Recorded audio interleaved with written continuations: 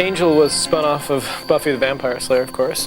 One day Joss Whedon came to me and said, what do you think about making our own show with David Boreanaz as Angel? And I said, I think it's a fabulous idea, and I think we should team him up with Charisma Carpenter, who plays Cordelia. We imagined a dark, gritty, urban show, and what had been the metaphors of people in their teens, the angst of adolescence, became, in our show, people in their 20s in the big, bad, scary city. We felt very strongly it was a show that could stand on its own 2 feet, and pretty soon we had a commitment to put some shows on the air. Understanding the responsibilities of, taking on your own show and the lead of your own show and what that all means.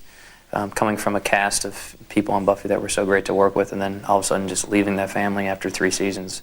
It was difficult, but was perfect for a change right now, for his character to evolve and see what he could do in a bigger city. Los Angeles. You see it at night, and it shines. A beacon.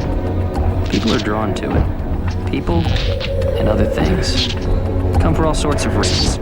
My reason? No surprise there. It started with a girl. Angel is a dark show about a man looking for redemption. We have an alcoholic metaphor with Angel. Angel's a guy who's 1 drink away from going back to his evil roots.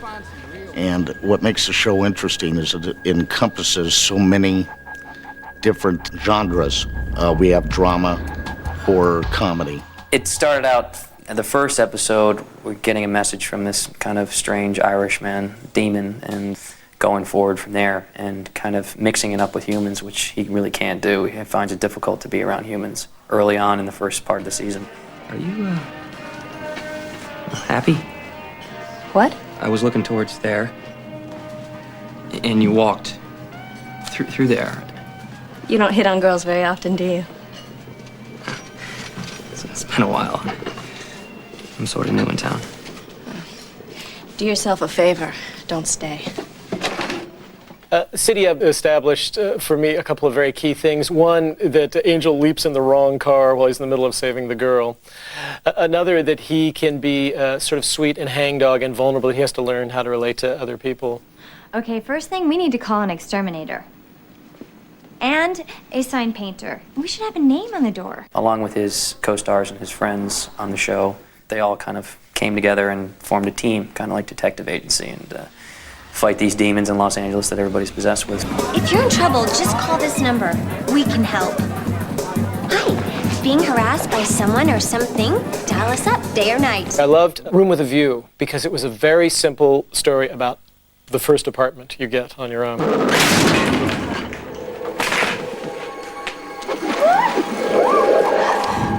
know what? I get it. You're a ghost. You're dead. Big accomplishment. Move on. You see a light anywhere?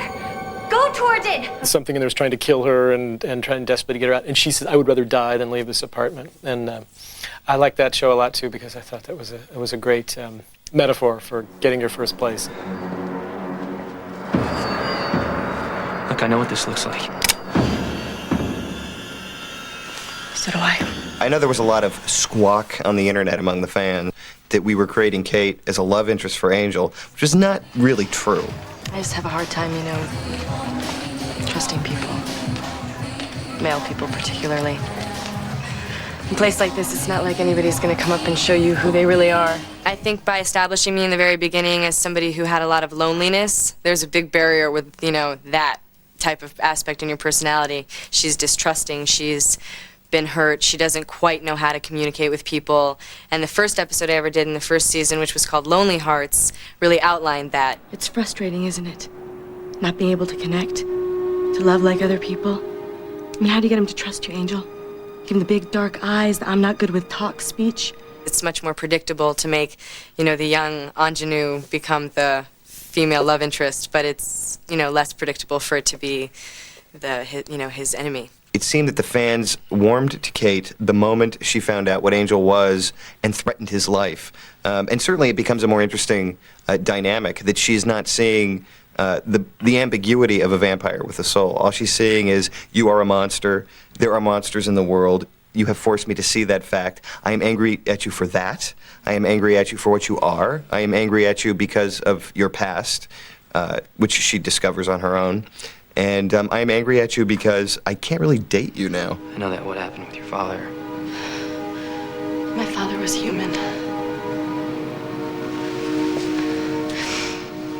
and you don't know anything about that. There was an opportunity after the 10th episode to bring in a new character. And Joss and David decided that they had loved Wesley's character so much that this was the guy to bring back. Hello, Angel. Wesley, I'll wager you never thought you'd see me again. To tell you the truth, I hadn't given it much thought one way or the other. What do you... Up. I'm the one asking questions here. The show had a real focus and the real relationship between Angel and Cordelia and Wesley. It's part of the rich tapestry of how our creators, Joss and David, weave the world, and they're constantly attempting to challenge and upset the equilibrium, and then as a result of that, when balance is achieved, it's stronger as a result of the differences. I don't care how many files you have on all the horrible things that he did back in the powdered wig days. He is good now, and he is my friend, and nothing you or anyone else can say will make me turn on a friend. Cordelia, he's right. You stake him and I'll cut his head off. As their relationship grows, they find that he's also becoming part of the team, doesn't want to leave LA because he wants to stay and fight demons. I don't suppose you need any help slaying the big baby creature, do you? Not that an evening alone with word puzzle isn't plenty exhilarating in its own right. Right. I mean, they brought the character of Wesley in. Everything started to gel. Oh my God. Faith. I thought she was in a coma. Pretty lively coma. We did several crossover episodes the first year and married some of the Buffy characters into the Angel universe, and they were really fun. We brought Spike in one episode, and he was fantastic. You think you can come to my town and pull this crap? You never learn, Spike. I may be a slow learner, but...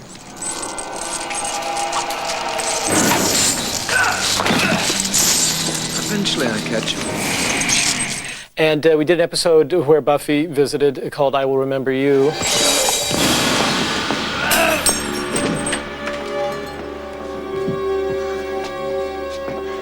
Friend of yours?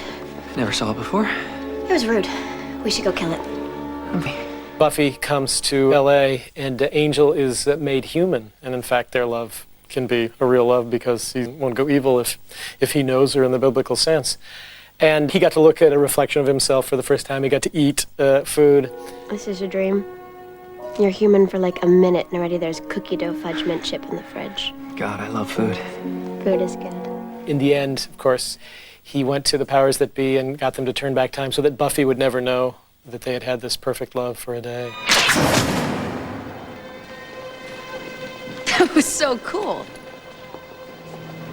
This is going to be fun. Eliza Dushku, who plays Faith, sort of the renegade rebel slayer, came to the show in 5x5, in which she hires herself out to Wolfram and Hart to kill Angel. Here's the target. Don't let the picture fool you. She's tougher than she looks. Help me? Yeah.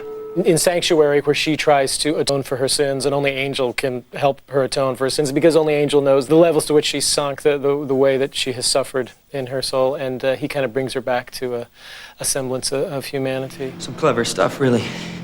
I'm impressed. But I have a few suggestions. Don't think we're interested. Yeah.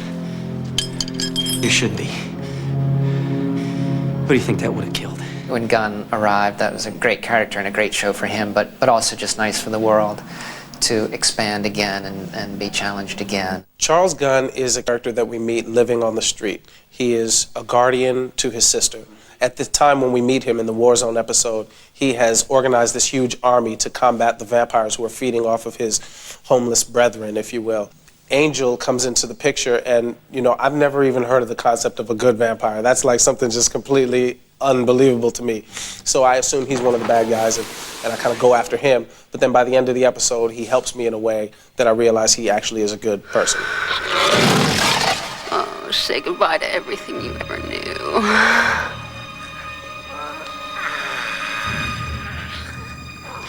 Goodbye. I think the dynamic that Gunn brings to the team is he's an incredible fighter, and he has taught himself all of these things. He's a self-taught vampire hunter. He's also very, very loyal and very protective. My people, they're in the hospital, St. Matthew's. One's in ICU, one's in the neuropsychiatric unit. They need protection while I hunt down the guy who put them there. He won't come for him himself or send someone. Or if he comes, he's not gonna get him. These people mean a lot to me. I'm getting at. As the year progresses, we learn new things about the characters as we write the shows, or we take some turn we didn't expect to take, and then that changes what's happening through the rest of the year. We're all very pleased you're here. I know it's a bit confusing, but it's gonna be better soon. A lot better, Darla.